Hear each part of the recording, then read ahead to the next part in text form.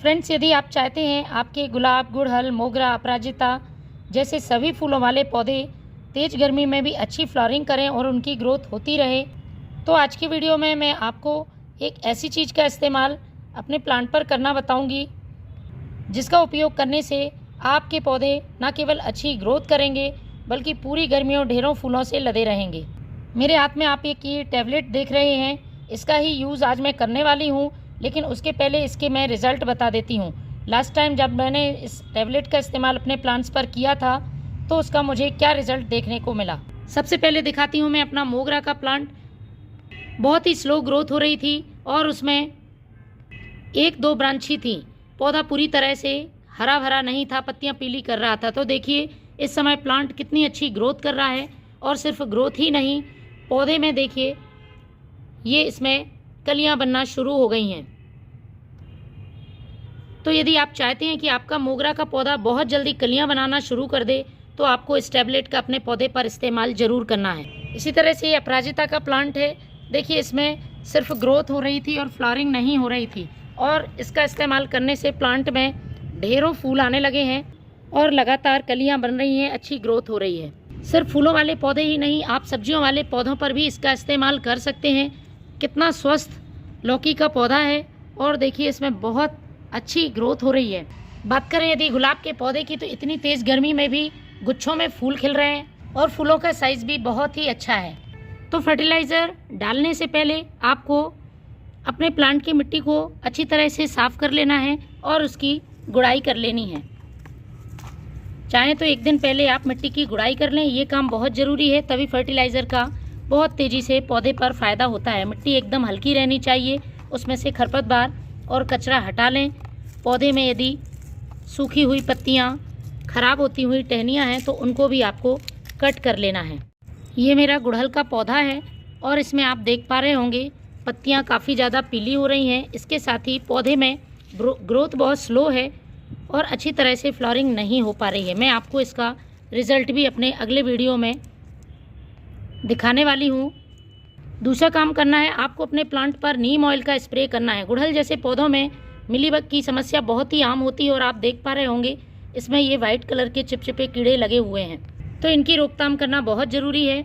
आपको लेना है वाटर सॉल्युबल नीम ऑयल। 1 लीटर पानी में 3 से 4 ml नीम ऑयल की अच्छी तरह से मिक्स कर लें। स्प्रे बॉटल में भर के आपको अच्छी तरह से पूरे पौधे पर स्प्रे करना है। सिर्फ गुड़हल ही नहीं, सभी पौधों के लिए ये काम आपको करना है।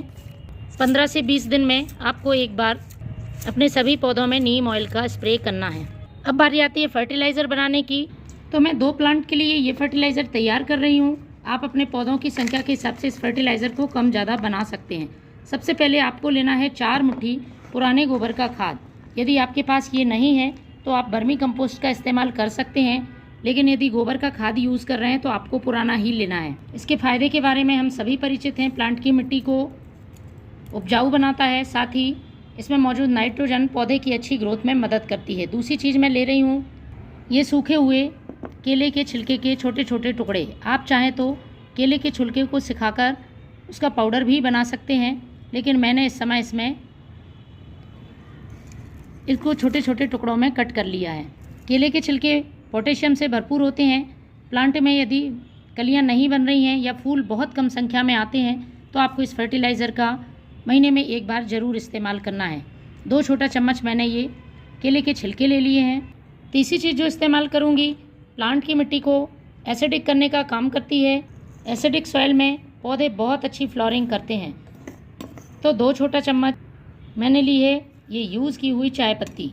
जब भी आप इसका इस्तेमाल करें इस बात का ध्यान रखें, अच्छी तरह से धोकर आपको सुखा लेना है। यदि आपके पास ये नहीं है तो आप फ्रेश चाय पत्ती का यूज़ करें। 1 छोटा चम्मच आप फ्रेश चाय पत्ती का ले सकते हैं।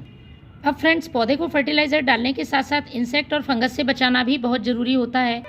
तो प्लांट की टहनियों और पत्तियों पर तो हमने नीम ऑयल का स्प्रे कर दिया है, लेकिन हमें मिट्टी को भी इंसेक्ट और फंगस फ्री रखना होगा। तो इसके लिए मैं इस्तेमाल करूँगी ये नीम खली का। आपको 2 छोटा चम्मच नीम खली ले लेनी है।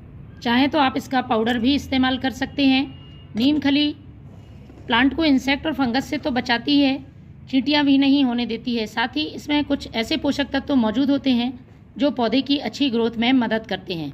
ये खाद एक संपूर्ण खाद की तरह काम करता है, पौधे की लगभग सभी ज़रूरतों को पूरा करता है। यदि आपके प्लांट में बिल्कुल भी ग्रोथ नहीं हो रही है, अचानक से ग्रोथ रुक गई है, पौधा फूल नहीं दे रहा है, एकदम कमज़ोर, रूखा, बेजान नज़र आ रहा है, पत्तियां पीली पड़ रही हैं, तो आप इस फर्टिलाइज़र का यूज़ करें। कुछ ही दिनों में आपको बहुत अच्छे रिजल्ट देखने को मिलेंगे। अब नेक्स्ट जो मैं चीज़ इसमें ऐड करूँगी, कैल्शियम, मैग्नीशियम और जिंक से भरपूर है। ये तीनों ही चीज़ें पौधे के लिए बहुत ज़रूरी हैं। विशेषकर जो कैल्शियम है वो तो हमें सभी पौधों के लिए महीने में एक बार देना बहुत ज़रूरी होता है।